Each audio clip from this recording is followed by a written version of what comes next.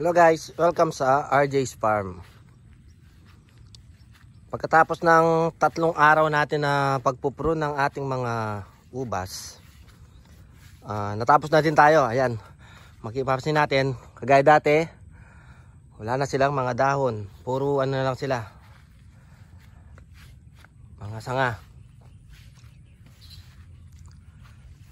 So yung mga naprune natin ngayon, mga almost 5 varieties siguro to.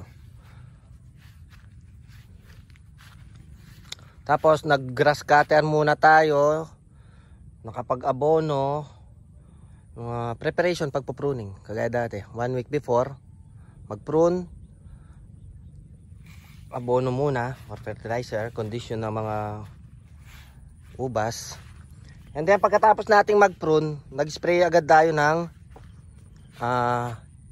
fungicide at saka insecticide para iwas mabulok yung mga dulo ng mga pinagputulan natin na ubas.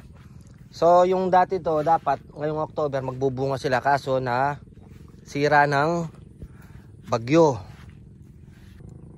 Sana ngayong December makalusot yung ibang mga bunga para makakapagpapiking tayo ng December.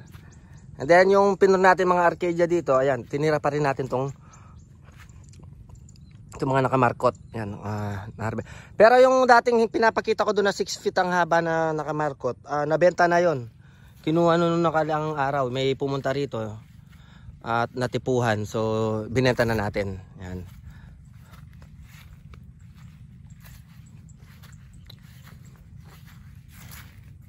Nung mga unang halos 1 week lang ng pagitan, nung mga ito yung mga nauna, ayan, nag bad break agad sila. Yung mga nauna to, yung mga naunang napro natin, yung mga Brazilian.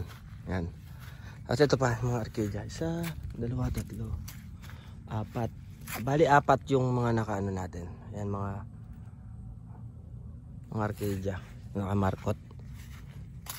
Ito, dahil maraming naninira, itong joy seedless natin na to na nakagrap, ayan, pinagtatanggal na natin, tsaka yung nag-spray tayo. Ayan, may mga naninira. Ayan, hindi natin maiwasan ngayon yan, kaya lahat tinanggal na natin ng dahon para aalis na yung mga naninira, kasi wala sila makakain na dahon dito naubos na. Tapos continuous spray pa rin tayo ng insecticide para kung mayroon mga natira, mamamatay or aalis.